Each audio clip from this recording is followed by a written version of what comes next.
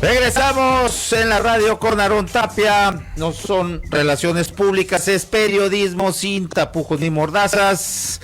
Ya estamos en la mesa de los lunes con Benjamín Gagiola, historiador y analista político, y Daniel Rivera, director de Macrodata, casa encuestadora y también de estudios de mercado. Bueno, a ver, tenía unos comentarios que iba a leer aquí, se me borra, a ver. Feliz inicio de semana, dice Pati Medina. La consulta debió de estar manejada con más responsabilidad, con mayor información sobre todo, y un excelente manejo de difusión que llegara a todos y cada uno de los mexicanos, cosa que aquí en Sonora no sucedió. No, pues no sucedió en casi todo el país. Roberto Zuna dice, mira, Roberto Zuna como el beisbolista, ¿no? Dice, excelente participación de el doctor Rodríguez Obregón. Bueno, y muchos saludos aquí, buenos días, de buen inicio de semana. Bueno, muchas gracias a todos. Benjamín, pues no se llegó a la meta, que eran pues por lo menos el 40%, 37.5 millones de electores, ¿no? O sea, del padrón de 95 millones que tenemos. Pero bueno, yo tengo algunos matices sobre todo y algunas incongruencias por las dos partes, pero bueno, me gustaría primero escucharlos ustedes. Benjamín, adelante. Como siempre, estimado Aarón, compañeros, con el gusto de estar con ustedes y agradeciendo la invitación. A toro pasado es muy fácil decir lo que ya presumíamos iba a pasar. Uh-huh. Difícilmente se iba a alcanzar ese 40%. Pero nadie lo decía por tabú, por prejuicio, por superstición, por cálculo, por conveniencia o por lo que sea. Pero era complicado, ya, diciéndolo con todas sus letras, que se obtuviera esa millonada de votos en uno u otro sentido, sea el sí o sea el no. Segundo, así como se sabía o se suponía o se sentía que no se iba a lograr, también se tenía una cuasi certeza de que el sí iba a predominar. ¿Y de qué manera? Pues fue hegemónico, 98, 99%. Ahí no hay sorpresas. Yo creo que las verdaderas sorpresas están en el número tan bajo de electores. Sí. Y antes de pasar a por qué las cosas se pudieron haber dado así o qué explica la jornada de ayer, pues en verdad que es un número demasiado bajo, véasele como se le vea. Si quieres, lo podemos matizar, lo podemos vestir, lo podemos maquillar, lo podemos adornar, pero sigue siendo un número verdaderamente muy bajo, pero que invita a quedarnos quizás con la parte más sustantiva para mí, que es el hecho de que la consulta es la construcción paulatina, gradual y cada vez más perfecta, o aspirando que sea cada vez mejor, de procesos, y todo proceso viene de menos a más e implica tiempo y esfuerzo, inversión y consideración. Es un proceso para concientizar a la ciudadanía de que hay que participar más allá del resultado. Ojo, eso es teórico, pero ahora voy a la parte realista. No se puede desvirtuar ninguna consulta con temáticas como esta, que de antemano sabíamos que más allá del sí o del no, es de oficio la persecución de los presidentes, de los servidores públicos. Yo invitaría a subirle, quizás con mucha modestia y mucha humildad lo digo, a subirle de decibeles al análisis, porque no hay que quedarnos quizás en la consulta como el ejercicio de ayer domingo, sino los fines y sobre todo los productos de la consulta, y con esto cierro. Yo quisiera ver consultas sobre temas verdaderamente más importantes, y no porque no lo sea el de los presidentes, pero eso es de oficio. Se tiene que meter a la cárcel a quien haya delinquido, sea del pasado, sea del presente, y debe desde la ciudadanía también exigirse que así como se nos pide y se nos exige que participemos, también al gobierno se le exija que los meta a la cárcel y se recuperen los caudales. Pero lo que voy, la consulta tiene que ser para temas que no sean estériles, que no sean temas innecesarios, superfluos o vanos. Por eso termino con lo siguiente como primer entre. La consulta de ayer para mí era jurídicamente innecesaria, políticamente utilizable y democráticamente necesaria. Muy bien. Daniel Rivera. Sí, creo que, bueno, como siempre, muchas gracias, Aarón, por la invitación. Un gusto estar aquí con Benjamín, contigo, con Marco. Yo creo que como parte de esa evolución de la democracia, creo que es un ejercicio importante. Creo que se desvirtúa mucho a la hora de que ponemos o que pone el presidente que intenta invertir su capital político en que funcione. ¿Sí me explico? Creo que si la pregunta o si el tema hubiera sido diferente o planteado diferente y se nos hubiera invitado a la población en general a votar y no fuera un plebiscito entre comillas, entre estoy con el presidente o estoy contra él, hubiera sido algo mucho más exitoso en cuanto a la participación, ¿no? Creo que como no es un triunfo de la oposición, tampoco es culpa del INE que la gente no haya ido a votar. Creo que la ley es muy clara en cuanto al número de casillas, en cuanto a la pregunta que se tenía que hacer, que tampoco creo que ayudó mucho. Era una pregunta muy, pues muy vaga, ¿no? No era muy claro qué se estaba preguntando, y que muy sí, técnica, que no. muy legaloide, ¿no? Porque el presidente y obviamente Morena, todo el movimiento 4T, busca o quiere hacerlo como un tema contra los expresidentes. Entonces, la pregunta no lo expresaba de esa forma. Entonces, me parece que hay varios errores de inicio en este tema, pero me parece importante que como ejercicio ciudadano y como una evolución de nuestra democracia, se pregunten más temas a la ciudadanía, que sean, creo yo, muy importante que sean concurrentes con las elecciones para así asegurar una mayor participación, y que se nos pregunte, como en otras democracias, por ejemplo en Estados Unidos, en donde se consulta a la ciudadanía sobre distintas leyes, sobre distintas políticas, a la hora de que vas y votas por tus oficiales o por tus nuevos representantes populares. Creo que la democracia tiene que ir mucho más allá de participar una vez cada 3 años y votar por quienes queremos que nos gobiernen, sino tiene que pasar también por un análisis y por una decisión por parte de la ciudadanía en muchos temas, incluidos los de política pública. Creo que sería un error por parte de la oposición pensar que esto le quita apoyo a López Obrador o representa el verdadero apoyo de López Obrador. Creo que representa al voto ultraduro de López Obrador, pero que sin duda no le quita a él nada de popularidad, ¿no? Creo que también nos demuestra... lo saben, ¿no? Pero quieren crear la percepción contraria, de decir, para que ven, ya está perdiendo Exacto. O sea, se me hace un error de pegar una arrasada. Pues, se me hace un error tremendo el pensar de esta manera, y solamente nos demostraría a una oposición que sigue viéndose el ombligo en lugar de escuchar a la ciudadanía y escuchar lo que está pensando el pueblo de México. Entonces, creo que también sería un error por parte de Morena el tratar de achacarle toda la culpa al INE. Creo que el INE no tiene la culpa. La ley establece muy claramente los tiempos para la promoción de la consulta. Creo que si se hubiera promocionado más tiempo y de otra manera hubiera sido diferente. Creo que si el presidente no se hubiera metido a tratar de hacerlo un están conmigo o están contra mí, también hubiera tenido mucha más participación. Pero en general creo que como ejercicio democrático deben de venir más y de mejor forma. Sí, bueno, leo aquí algunos comentarios que han llegado. Dicen, maroma tras maroma, pues no sé a qué Olivia Morón, no sé a qué se refiere. Maroma tras... Bueno. Total que dice Alejandro Castrejón, si dice el doctor Arturo Rodríguez Obregón que es una obligación el participar en las consultas, y pregunta, ¿no estaría fuera de la ley el expresidente que incitaba a incumplir con esa obligación?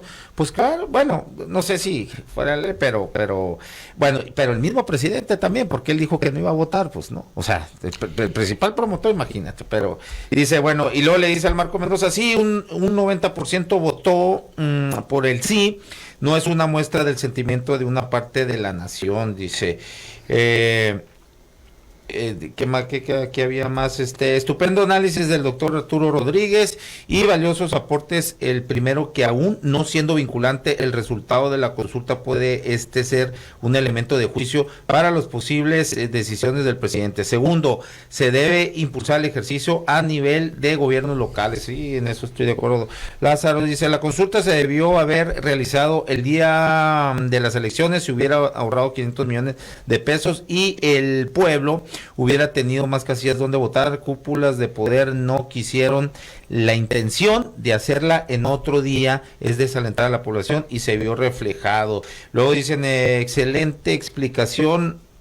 Aldo Castro dice, muy buena explicación del licenciado Gagiola. Bueno, a ver, yo creo que en primer lugar, bueno, a mí me parece que la pregunta era lo de menos. Y si iba a suceder esto del juicio, o que las víctimas por ahí decían unos, me parece que es lo de menos. Sí estoy de acuerdo en que, por supuesto, la justicia no se consulta, pero como un ejercicio, como empezar a promover este tipo de consultas y que la gente participe en la construcción democrática de ser consultados, me parecía un buen ejercicio, ¿no? Me parece que a final de cuentas, sí, como ciudadanos, sea el motivo que sea, perdimos esa oportunidad. Por más que se haya avanzado y que son casi 8 millones de votos, o no, casi 8%, es como 6 y casi 7 millones, ¿no? De los que votaron.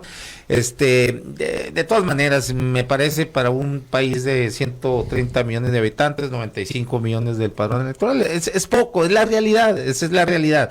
Creo que faltamos a nuestro deber cívico. Perdimos una oportunidad, no todo está perdido, por supuesto, pero creo que sí, a final de cuentas, como sociedad nos vino valiendo madre. Por pero el lado tiene de mucho que ver la narrativa, Aaron. Pues, no, pues eso es lo que voy, o sea, el irse con esa onda, no, es que el presidente dice esto, sin justificar al presidente, pero Exacto. uno como ciudadano, en busca de la construcción democrática, oye, estamos chingue, güey, nos quejamos siempre, y a la hora que nos ponen lo que sea, la pregunta valía más, bueno, para mí por lo menos, a Sí, mí me estoy de acuerdo valía, contigo. y yo jamás pensé que con esto se iba a hacer justicia. Estoy totalmente de acuerdo contigo Pero creo que sí debimos de haber aprovechado. Ahora, por parte del presidente, pues también me parece una cuestión bastante incongruente que sea el principal promotor y luego diga, no voy a votar, yo no voy a votar, o sea, ¿cómo es eso, no? O sea, ese tipo de incongruencias, pues por supuesto que no. Y no que haya nada. servido como una herramienta de polarización por parte de los dos bandos, de la parte de oposición y por sí, parte del ahora, presidente. la parte de la oposición, pues ya sabemos, son el reflejo de los actores políticos tan chafa y el Exacto. sistema, nuestro sistema político, reflejo de esos, igual de chafas porque es el reflejo de los actores políticos, ¿no? O sea, hay pero nosotros como ciudadanos también debemos asumir la parte en que, bueno, yo sí fui a votar, pues, pero lo estoy viendo de manera global, pues, ¿no? Que también somos una sociedad muy chafa, ¿no? O sea, chafita, a lo mejor lo menos que estos cabrones. En pero aprendizaje, vamos a ponerle así, ¿no? O sea, Sí, creo que también es el primer ejercicio, sí. o sea, creo que no es el tampoco- primero, ya ha venido ejerciendo como quiera, los otros también, ya sabes, también muy chabacanos, pero también bueno. en un afán de polarizar, no de participar. Bueno, O sea, por ejemplo, en el tema del aeropuerto, por supuesto que era en afán de polarizar y era en afán de... No, yo creo que no era tanto, claro que yo sí. creo que era poner las cartas sobre la mesa muy claro y decirles, a ver, señores, que titiriteros, aquí no se va a hacer lo que han venido haciendo de 40, 50 años atrás, aquí se va, y el presidente, eso sí hay que aceptarlo, ha intentado cómo picar las costillas a la ciudadanía para que empiece a ejercer Pero sus derechos, nuevamente ¿no? con un afán de polarizar. O sea, creo que la narrativa de los dos bandos está mal. Creo que la narrativa debía haber sido un solo conjunto o una sola narrativa en la que se pidiera participar, como en las elecciones. Cuando son las elecciones, todos los actores políticos piden que la gente vote, Sí, ¿no? claro, A lo mejor pues, unos por otros y otros por aquellos. Pero aquí no hubo esa hegemonía por parte de los actores políticos. Muy mal, ¿no? Claro, Muy mal. Creo yo que claro. no es para nada justificable. Pero para nada es justificable tampoco el utilizar esta narrativa como un medio de polarización o una forma de Es que tratar ya de desprestigiar al INE. Me parece tan difícil ese ya se me hace muy choteado, pues muy cliché, polarizar. Pues es que eso la hace. política es polarizar Mira, per se. yo te voy a decir cómo la veo, mira. Pero no cuando deberías de estar tratando de llevar a un México a un rumbo Pues diferente es que no- y a todos hacia el mismo Pues no sé rumbo, en qué momento polarizar el presidente, pero bueno, vamos a ver cómo. Sí, mira, cómo cambia. yo creo que en esta mesa todos podemos tener un poco de razón porque no son enfoques que choquen, que sean antagónicos. Yo voy a proponer lo siguiente. Tengamos cuidado con vulgarizar o abaratar la consulta. No consultemos temas estériles. El tema de los expresidentes y el juicio era un tema estéril que hizo desabrida, insípida o de plano, pues. Hizo estéril, vaya, ¿no? O sea, secó la consulta porque al perseguirse de oficio, más allá del resultado, vinculatorio o no, pues le perdió interés social, primero. El presidente tiene todo el derecho a decir qué opina con relación a los expresidentes y su pasado. Pero el presidente tiene toda la obligación también de encauzarlos si existen elementos y de no permitir la invención de delitos o pruebas, porque entonces sí se polariza al grado del delito esta persecución, no de inocentes. Suena difícil la verdad de los presidentes inocentes, pero sí de cualquiera, porque esta es una consulta que abarcaba presidentes y no presidentes. Sí. Tercero, la pregunta salió sobrando, porque el 99% de los que fueron vieron en esa pregunta barroca, abstracta, indefinida, gelatinosa, vieron simple y sencillamente ¿quieres que se enjuicie o no? Y la mayoría dijo que sí. Por salud mental yo no veo ningún mexicano, ojo, y respeto el punto de vista de los que emitieron el no, que esté en contra del enjuiciamiento. Entonces la pregunta para mí sobró. Pero a lo que voy es que el presidente creo que debió haber ido a votar. Claro. Y decir, no voy a decir por quién voté, ese es mi derecho, tengo que respetar y hacerme respetar en ese punto, pero haber ido a votar. Al no haber ido a votar, le quitó atractivo o encanto a la consulta, porque hay que reconocer el jalón que tiene el presidente, el reflejo social que tiene el presidente. Pero cuando no va, haz de cuenta que a la fiesta se le acabó el baile, se le acabó la música, entonces se hizo insípida. Y a lo que voy y cierro con lo siguiente. Verdaderamente el culpable está entre los partidos que la promovieron a favor o en contra y el INE. Pero también nuestra sociedad deja mucho que desear. Sí. Ahora, no quiero satanizarla, pero si bien es cierto que es un primer ejercicio, también es cierto que nuestra sociedad se mueve más por clientelas, por acarreos y pocos por conciencia ciudadana. Por eso, cierro y termino ahora sí con lo siguiente. Bienvenida a esta primera consulta. Creo que el resultado es desastroso en cuanto a número cuantitativo, pero es rescatable en cuanto a penitas, pero como la línea Mendoza, 200 apenas, pero rescatable en cuanto a un primer ejercicio. Términos beisbolísticos. Peloteros, que invita a seguir con estos ejercicios. Cierro con lo siguiente. Creo sinceramente que debe privilegiarse los grandes temas nacionales.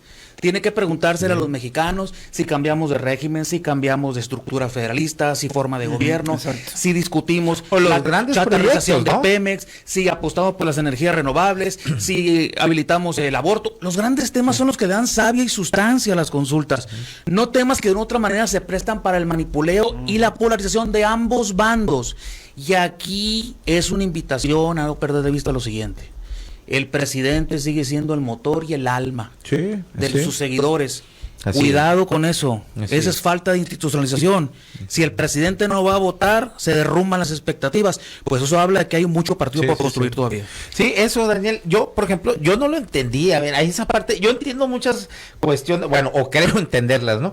Del presidente en cierta manera de comunicar cosas, cómo les tira un buscapiés a la ¿cómo se llama? La oposición. Y ahí caen, como coches casi diario. ¿no? Al excremento, ahí van, casi diario. Y los trae como locos. Esas puedes más o menos ahí asimilarlas, ¿no? Pero en este caso, o sea, el ser el principal promotor y luego decir, no, yo no voy a votar, pues qué chingados. O sea, a ver, ahí sí son las cosas que a mí me dejan perplejo del presidente, ¿no? No sé cómo la ves tú. Totalmente. Creo que esto le pone el último clavo en el ataúd de Mario Delgado al frente de Morena, ¿no? Sin duda creo que va a ser una herramienta que van a utilizar los mismos grupos internos para sacar a Delgado de la presidencia de Morena. Bien, Y también rumbo a un referéndum del 2022, ¿no? Recordemos que dentro de unos meses ya viene esta segunda consulta para ver si el presidente mantiene su mandato. Ahí va a ser muy interesante ver cuál va a ser la posición también de los partidos políticos, ¿no? Si ahora sí se van a abalanzar para tratar de aglomerar esa oposición o no, pues, ¿no? Y creo que también para el presidente es tratar de ver realmente cómo están las cuestiones con su partido, cómo están las cuestiones de que si él entra o no entra, si se mete o no se mete, y creo que también puede ser utilizado o va a ser utilizado por parte del presidente y de la 4T en general para tratar de desprestigiar al INE. Creo yo que también tiene ya varios años en la mira Lorenzo Córdoba, Ciro Murayama, y entre otros, ¿no? Consejeros, y creo que también va a ser pues digamos que un buen, no sé si es llamarlo pretexto o una buena forma de tratar de borrarlos o de quitarlos o de por lo menos reformar todo el tema del INE. Creo que las consecuencias políticas de lo que vimos el domingo pasado van a ser muy interesantes y van a dar bastante de qué hablar durante los próximos días. Muy bien. Nomás leo algunos comentarios ya para cerrar con Benjamín. Dice Ariel Ballesteros, en muchas partes del mundo se usan estas consultas, pero los mexicanos somos muy pundonorosos. No queremos abordar el tema de cómo nos han cogido estas ratas, ni modo, dice Omar Cárdenas, dice, no es fondo, que está muy bien, es la forma, no es el fondo, lo que está muy bien es la forma. Bueno, no entendí mucho. Por aquí en Facebook nos dicen, el presidente tenía para él situación más importante que hacer que ir a votar, sabía de las fechas, era importante hacer espacio para su sufragio, pero pues no lo hizo. Sí, exactamente. Una referencia histórica y una reflexión personal. La referencia histórica y luego la reflexión. Cuando Madero convocó en Palacio Nacional en 1913 al pueblo de la Ciudad de México y de allá a la nación a que salieran a defenderlo no a él sino a su gobierno que estaba haciendo, tratado de tirar por la alianza del embajador Wilson norteamericano y de Victoriano Huerta y demás, pocos respondieron. Es decir, no endiosemos, divinicemos o hagamos totémico al pueblo de México, así porque también tiene sus virtudes y sus defectos, con todo respeto. Así que es una pedagogía esto de las consultas y los referéndums y plebiscitos que lleva su tiempo siga, y su paciencia. Sí, y debe seguir porque el pueblo hoy dijo no, mañana puede decir sí. Así es. En un sentido de participación. Y la reflexión personal. Si hablamos de polarización, pues agárrense, porque la verdadera polarización es la que viene con la revocación de mandato el año que entra. Esto fue un cale. No, es niño de pecho. La batalla madre, como cuando se agarraron los americanos con Saddam Hussein en Kuwait, la madre de todas las batallas va a ser la revocación de mandato. Y aquí propongo una reflexión. Se vale que se polarice. Lo que no se vale es que se divida. Uno dice, una cosa lleva a la otra. Pues no necesariamente. El presidente tiene que defender sus posturas. También las oposiciones tienen que defender las suyas. Totalmente. Porque este país no es de nadie, es de todos. Y en ese sentido el presidente tiene que entender que polarizar es dividir, mejor discutir para construir. Totalmente, pues bueno, muchas gracias, se nos acabó el tiempo. Yo nomás cerraría, refrendar el comentario de Benjamín Gagiola, eso de endiosar a la sociedad mexicana y que nos levantamos cuando verdad no es tan así, tampoco es nos vamos al extremo de decir que todo esto valió mal, es de cierta manera, bueno, sí, hay una parte positiva donde se avanzó con casi 7 millones, pero sigue siendo muy poco. Y como dice Daniel Rivera, no, pues tiene que seguir ejerciendo esto, ¿no? Y es un proceso pedagógico, ¿no?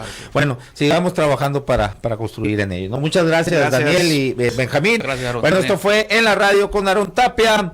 No son relaciones públicas, es periodismo sin tapujos ni mordazas. Nos vemos y nos escuchamos mañana a las 12 del día. Gracias. Qué gustazo.